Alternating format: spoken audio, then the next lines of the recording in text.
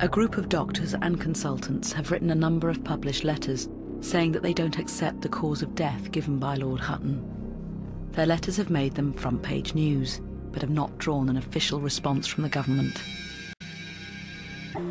One of the group of doctors and consultants who have published letters questioning the official cause of death is vascular surgeon John Scurr, a specialist in veins and arteries.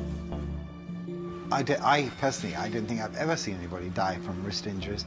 I have seen a lot of wrist injuries. It was a very common cry for help type attempt at suicide rather than a genuine attempt at killing themselves. John Scurr believes that if Dr. Kelly had really meant to kill himself, he cut the wrong artery in the wrong way. Frankly, I don't believe that simply cutting an ulnar artery will cause death. The radial artery runs down here.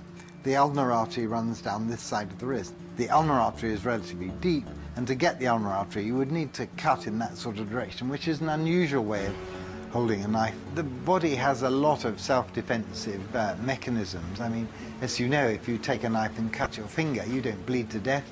And the reason you don't bleed to death is you produce all sorts of clever things which seal the circulation, and the bleeding stops. If you cut a large artery, then you may not be able to stop the bleeding. Now, the thing we know about the ulnar artery is it's quite small.